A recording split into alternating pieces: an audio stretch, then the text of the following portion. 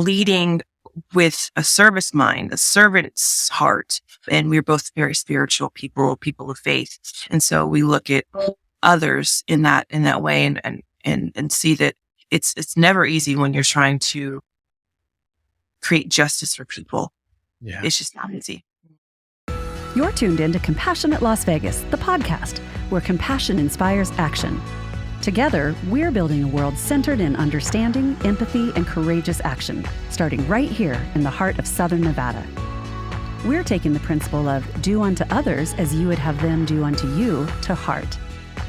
Now, let's welcome a man committed to fostering compassion in every corner of our city, a beacon of compassion in Las Vegas, your host, Will Rucker. Welcome to Compassionate Las Vegas, the podcast. I'm your host, Will Rucker, and I am absolutely thrilled that you have joined for today's program. This season has been exceptional, and this episode will be no exception. Joining me today is someone that you may not know, but after this show, you're going to want to get to know better. None other than Kara Jenkins. Welcome to the podcast. Hi, Will. Thank you for having me. I really appreciate being here, and you're amazing. So it's an honor. Anytime you ask me to show up, I do. Well, likewise, absolutely the same. And I'm just going to share this before we kind of dive into content. I always remember how to say your name because I say Kara Cares. And I like the pronunciation right because I have a cousin, Kara. And I have to, remember which one. People. People. It's those 4 letters are just, they kind of stump people. And so thank you. I do care. My family members call me Care Bear. Or people who just KJ. Kara Jenkins, KJ. But yes, you got it. Kara. Good. So I actually have a question, and I'll tell you this so you can kind of think of it as we talk here. I'm going to ask you to talk about compassion and what that means to you and how you came to that. But before we do, I want to start with introducing our audience to the work that you do and the position that you hold, because you are actually someone that is making a real difference in our state. But because of the office that you hold, it's kind of under the radar in a lot of means. So share your position, how you got there, and what it is you actually do. Absolutely. Thank you, Will. And so I appreciate that. And the fact that I am under the radar, that means I'm doing a good job. And I have the honor of being a governor appointee to the Nevada Equal Rights Commission. And so we are a commission created in statute meant to protect and uplift and create opportunities for those in the state, irrespective of their race, color, religion, national origin, sexual orientation, gender identity, disability, or age. So all the protected categories that we've seen over the years that federal law has created for people who have historically seen discrimination on those grounds. The state of Nevada has created a commission to make sure that those individuals, regardless of your differences, your immutable characteristics, or you're inherently born with traits, that you don't see discrimination. And if you do, you have a right to sue. And the commission is the agency that processes those complaints and charges. And we do it in 3 main areas, Will. It's housing discrimination, employment discrimination, which is the bulk of our cases, and public accommodations discrimination. So for each, if we talk about housing discrimination, that could be something like where you see a same-sex couple applying for an application to rent an apartment, but being denied on what they feel is discrimination because of their status, their sexual orientation, their familial status. That's a case we would take and bring to settlement because it's illegal. For employment discrimination, that can look like, sexual harassment on the work site, demotion, or any adverse employment action because of your race or your national origin, or not getting a promotion because of those characteristics. We look into those and we settle those because that's illegal. And the third category is public accommodation discrimination. And that might look like trying to go to a movie, but not being able to get a ticket because you have your service animal with you, or they say no dogs here. Well, that service animal is an extension of me because I have a disability under the state law and Americans with Disabilities Amendments Act. And so you denying me equal enjoyment or access in this space because of my disability, my dog, it's discrimination. So they file complaints with us. And so we do that statewide. we partner with the EEOC, the Equal Employment Opportunity Commission. We are the state's version of EEOC. So anyone having a discrimination complaint just in employment can file with either us or EEOC, and we'll take the charge. It's all confidential. So this is where you talk about I'm under the radar. I know I'm doing a good job. These investigations and settlements to get people whole again, absent litigation or me issuing a writ to sue to that aggrieved party, it's all confidential. It's meant to be that way. So yeah, but I've been doing this, Will, for 12 years. Wow. Yes, going on 12 years. And I've been an appointee for even longer than that. After graduating law school, I decided that public service was something that fed me. And that ties into the whole aspect of compassion and why you do what you do and what is really driving you and what sustains you and what work is critical for you and what makes you happy. And it's making sure that people have a voice, that they're seen, regardless of who they are, they get a fair shot. And so this job marries very nicely with my love of the law and then just the compassionate side of me that says that no matter who you are, if you're a woman, Black, white, gay, straight, disabled, you should have a fair opportunity. You should get access to just like everybody else. And you don't often hear compassion and sue in the same sentence. No. But I really think that the work that you do is the work of compassion. And Karen Armstrong famously said, a compassionate city is an uncomfortable city.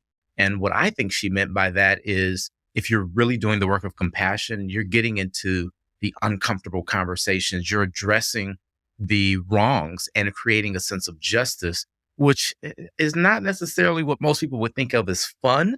It is highly uncomfortable. Yeah.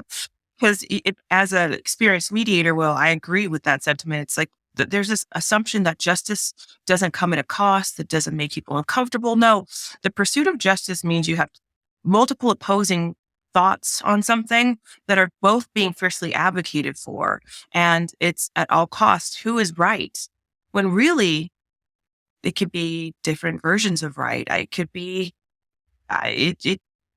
there is truth though that, certain activities and actions are just flat out wrong. But when you get into this space, I would say in 2024, post Reconstruction, of course, post Jim Crow, and with all the amendments and the acts that we've had to advance and lift up more marginalized groups, it's more covert when we look at discrimination or what people are alleging. So it's even more tricky because there are some people who, as you know, Will, and you talk about this, they don't even know that they're microaggressing or that they have these unconscious biases about people and that it has real impacts in their lives, their professional careers, their ability to make equal pay. And so there are real consequences. And then when you challenge them, it's highly uncomfortable. It's super insulting, but you just, sometimes you have to get okay with being in spaces where people might feel uncomfortable because the outcome is for the betterment and clarification and edification of folks. And so that has probably been a challenge as a female leader too for me. It's you want people to like you, you want to be friendly, and you want to do this. But as a leader, you have to have boundaries. You have to be very resolute and clear. You have to take good direction and guidance and counsel from other people that may know better than you. But at the same time, be okay with making choices that maybe weren't the best and learning from them, but being transparent in that, leading with a service mind, a servant's heart. And we're both very spiritual people of faith. And so we look at others in that way and see that it's never easy when you're trying to create justice for people. Yeah. It's just not easy. Mm-hmm. So I want to take one step back and talk about compassion. So how do you define that word? What does it mean to you? And how did you come to that understanding of it? Compassion is a word that you espouse a lot, Will. And I will say that even before we were taping to all the viewers, Will did tell me and prep me, everybody, that this is going to come up because it's core to his messaging. And I think in everyday just thought and hearing it, I would think it be something very superficial. Like when you see someone crossing the road, you don't run them over or you wave at your neighbor, you hold the door open for somebody, but compassion is much deeper than that. It literally means with passion, you do something. It's an everyday thing, like loving someone. It's not a one and done. And compassion for me, thanks to you, Will, and having me really explore what that means in my practice. It means there are good days and there are bad days, but I'm very clear about the mission. I'm very resolute in understanding who I am, what my job is, what the law says, what is right, and never giving up. You have your good days and your bad days, but compassion is something that is not emotional. Emotions have you like this. Love and compassion, if you really look at those words, they are choices that you do every day. It is a practice, like getting up, getting out of bed, being present in this world, having a real voice, being seen, being intentional.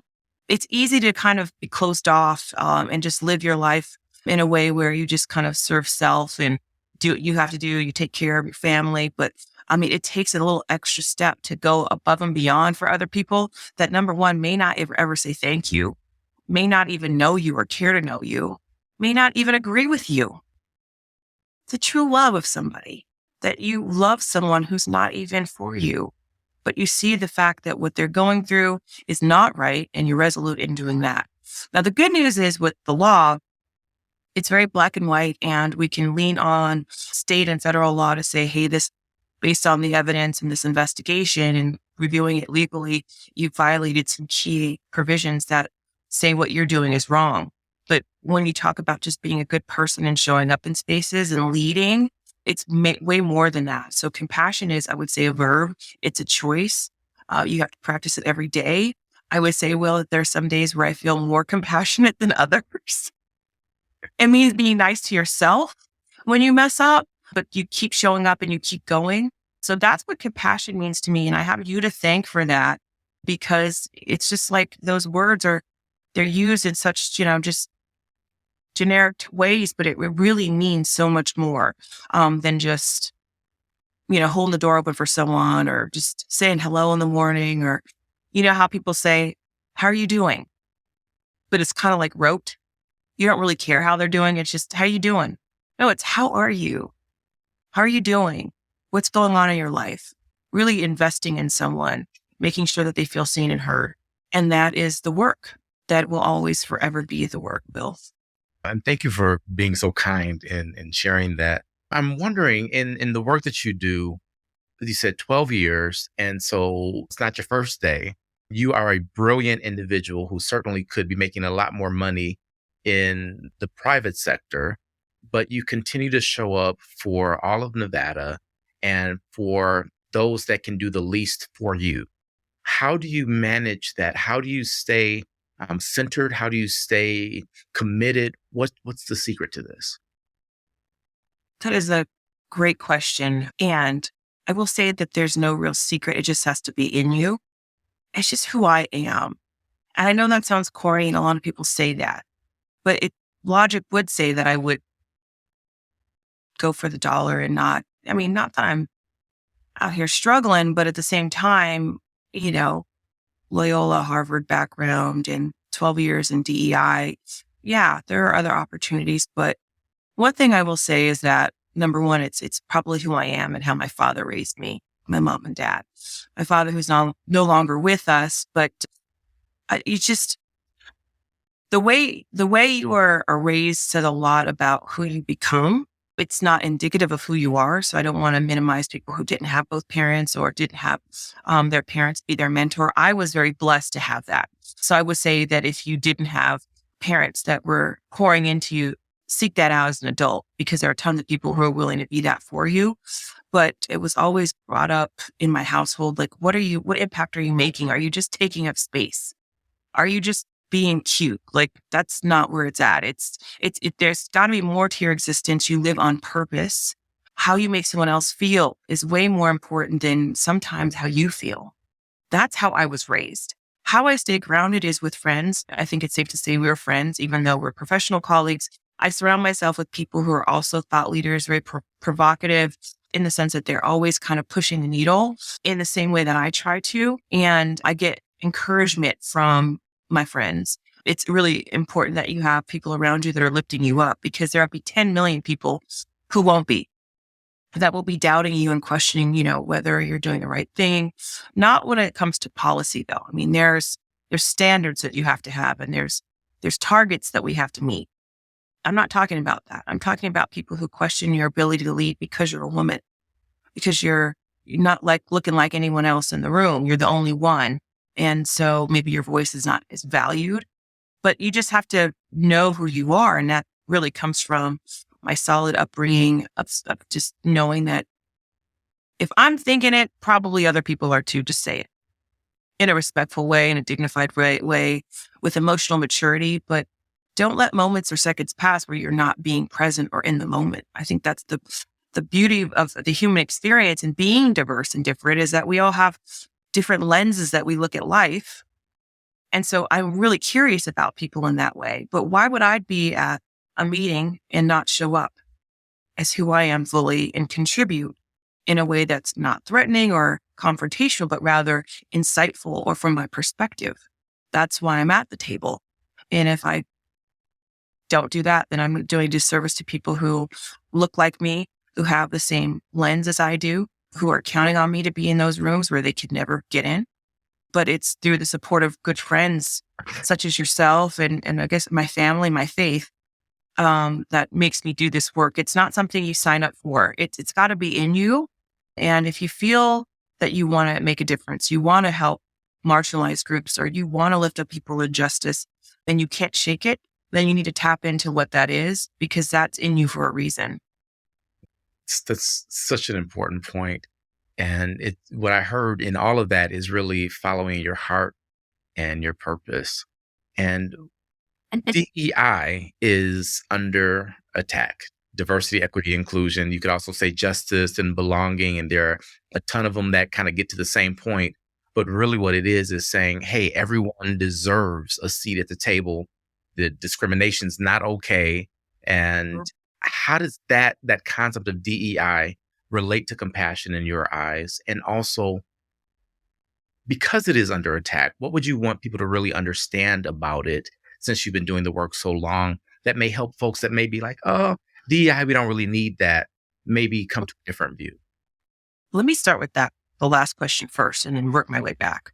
Because we've talked about this, Will. And I do this all the time when I'm settling cases, and I have parties that don't really understand or can get behind the civics behind it, or the emotional aspect that it's just wrong. You hurt people's feelings when you discriminate against them. What people don't sometimes respond to are the emotional aspects of the harm, because everybody's walking wounded. So it's like, well, that's your harm. I'm harmed too. I had to work really hard, and your struggle's no different than mine. That is a real thought. Howsoever, when you are operating and doing business within this state in Nevada, or in most states, there is a penalty, there is a cost to not investing in people. People understand money, they understand optics, and they understand litigation.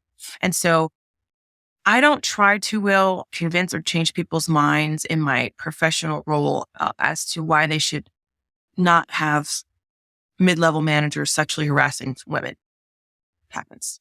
I'm more into this was illegal conduct. There is a consequence if we don't settle. It's in your best interest, in my opinion, to settle it confidentially and privately. And we do some training with your organization, so it doesn't cost you.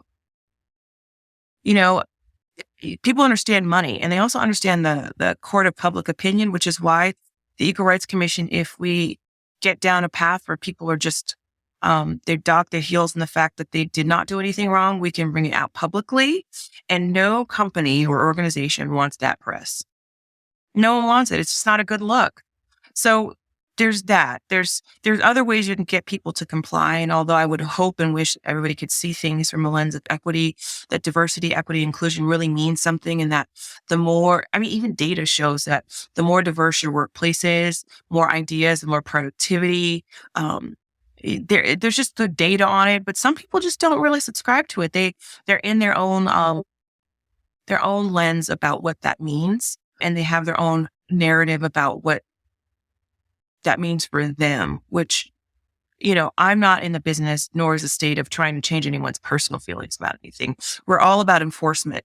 Now, on a personal side, talking about what that means to me in terms of it being under attack, we saw that with the Supreme Court banning affirmative action in higher educational applications. So, for instances of someone wanting to put their race or note that to be considered to go into a higher educational institution, um, and not that being a factor to consider, unfortunate to me, because one of the things that I can say is I know I'm a product of affirmative action. I know I am. Loyola, Harvard, yeah, I know I am. Came from a good family, but no one else in my family went to those schools. Um, them wanting to seek diversity and find someone like me, which then turned those degrees into actively working for the people, it has great impacts. I want to, And and right there, because I want to just hone in on that point. So you were the first in your family to attend that stature of institution. Do you feel as though you qualified, or was it a gift? oh no, I worked very hard. In fact, I had summer intensive classes that worked with me to get me ready. And I accepted those opportunities because I'd never come from a family or had experiences like that. I mean, my family is they're my dad was in corporate, he's engineer. Mom was a hardworking nurse. So they had skills and we were well taken care of. But in those competitive environments, I had no one to look up to. So I had to work really, really hard because a lot of my classmates and colleagues were second, third generation family where their dads were judges and very connected. And they kind of grew up in that environment and they talked about cases and they had perspectives and they were exposed. It's just about exposure.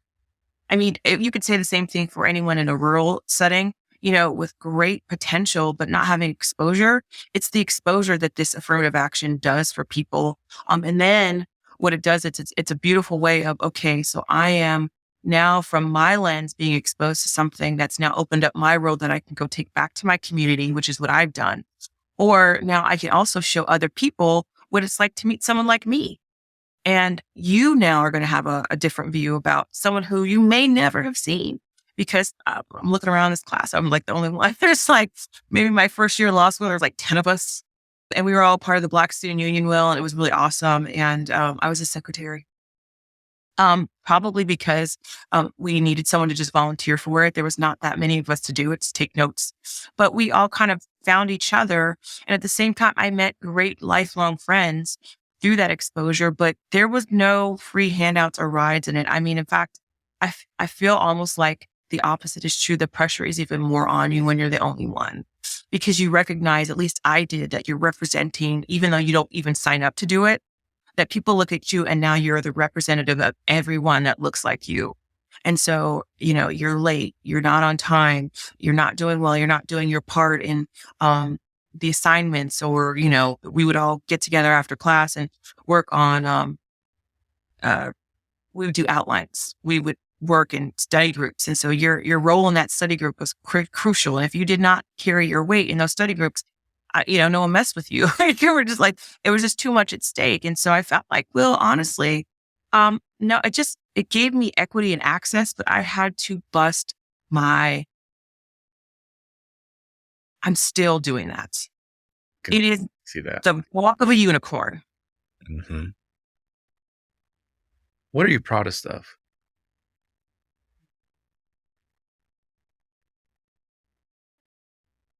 That's a great question. I think I'm proudest of the fact that I'm still here. Again, we are spiritual people. I want your podcast people to know that I'm not proselytizing because I am a state appointee, but it has been my anchor and my faith in Jesus. There are things that have, tried to shift me from my focus, even so much as my dad passing away last May. It hasn't even been a year yet. But this unexplainable calm and drive, and then opportunities that keep coming my way despite it all. I feel like I'm only sustained by that love, a supernatural love that keeps me going And I'm just really grateful for that. So I'm most proud of the fact that I'm still here. But I'm super grateful for the fact that I'm being sustained spiritually, because the work is not easy. I mean, if it were, then we wouldn't have the problems that we do.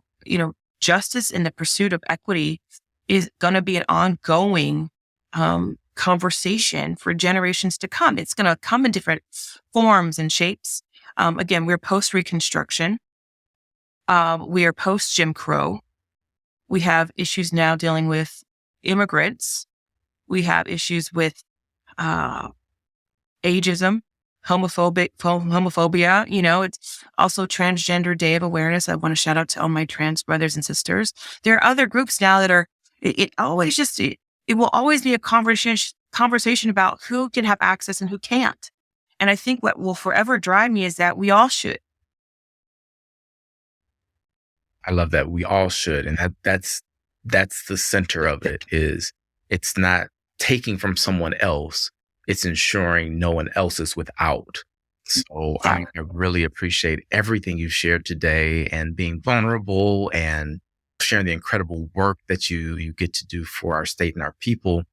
Just to kind of wrap us up, I want you to finish these sentences. Okay. And it's got to be concise, because imagine it's on a billboard and, it's one sentence long or something, right? The first one I'll start with is, the greatest things in life are free.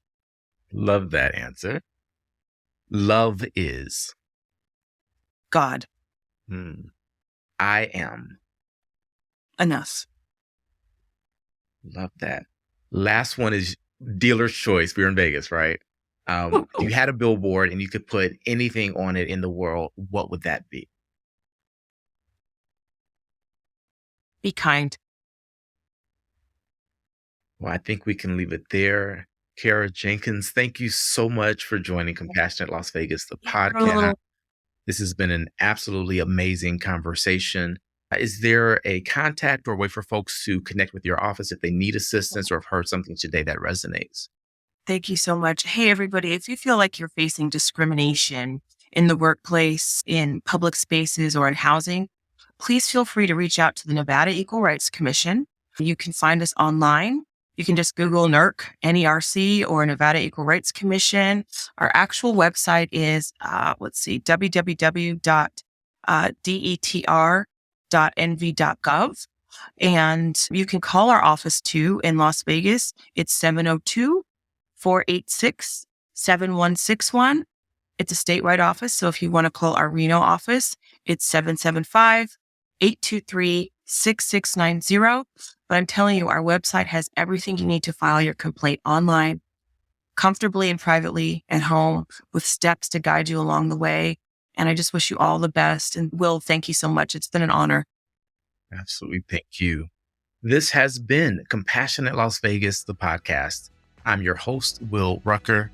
And as I always remind you, you are not just a drop in the ocean. You are the entire ocean in a drop. And what you do matters. So live compassionately. We'll see you next time.